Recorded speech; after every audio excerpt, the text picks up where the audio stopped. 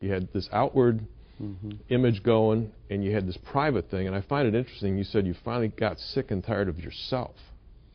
Yes, and I was getting sick of myself, and then I had a special moment at work one night. I had been a stockbroker at the time, and I had been working hard all day, making phone calls, trying to get business, that sort of thing. And in fact, I was working so hard, I was surprised. I looked up, it was getting late, and everybody else had gone home besides me. And so it was kind of I thought, well, I better get home.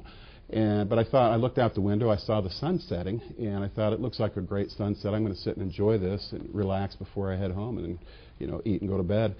And as the sun was setting,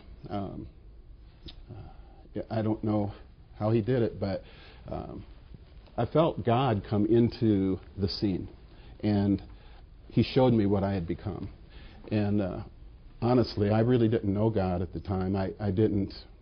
This is the last thing in the world I would have expected. But as I saw what I had become, there was only one thing left to do, and that was to bow my head. And I just said, Lord, I'm ready to work with you if you're ready to work with me. I had no other answer. And, I got up and I left, and I wasn't sure what had happened there or anything like that. But over time, it became really clear that he had come into my life, and things had changed. And I started to go to church, and I had been going to church for about a year, and been actually attending a marriage class on Sunday mornings, because I was, if there's anything in the world I knew I didn't know how to do, it was to treat women well. And so I began going to this, even though at that time I had dumped all the women. I'd moved back to Iowa, and I was single, alone, not dating. But I just wanted to learn about women. And the interesting thing is after I'd been going to that class for about a year, I was introduced to my wife, Brenda, who had been a Christian for a long time. And the more I got to know her, the more I wanted to do well as a husband. And so I can say something that most men can't say. From my wedding day until this moment, I have never purchased pornography or looked at it on the computer. And so a lot of people would look at that and go, wow, you really turned things around. I'd like to be at that point. But my statement back is, look, yeah, maybe I had dumped the porn, but was I really where I still needed to be in relation to my wife and in relation to the Lord? And I'd have to say no, not even close.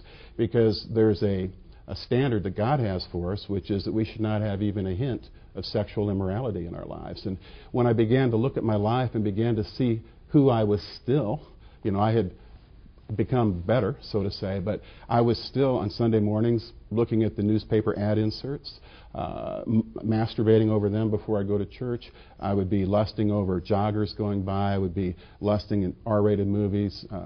And there was just a series of things that even though I had cut to porn, I found that I had simply changed what I was looking at. I moved from porn to these other things, and I found that I was still getting that same kind of impact in my life, that same kind of chain around me that I couldn't break. And the worst part about it is that it was starting to affect every area of my life. I mean, I could see it was affecting my relationship with my wife.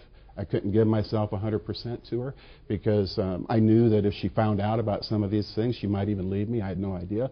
But when it came to my son, when he was born, that was one of the biggest things that changed things for me, because he would be walking around. He was a toddler at the time, and he'd have that pacifier hanging out of his mouth, a little drool coming down. And a lot of times he would walk up to me, he'd grin up into my face, and I could see what his eyes were saying to me, Daddy, you are everything to me. I want to be just like you when I grow up. And the odd thing was there were some times where I would actually burst out crying when he would smile into my face, because I knew that my grandfathers were both hooked on porn. My dad was hooked on porn.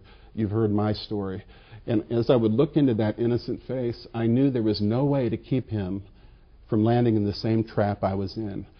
Not only was he destined for that, but there was nothing I could do. And it was at that time where a real change began to happen, and I just knew something had to be done. If anything could be done.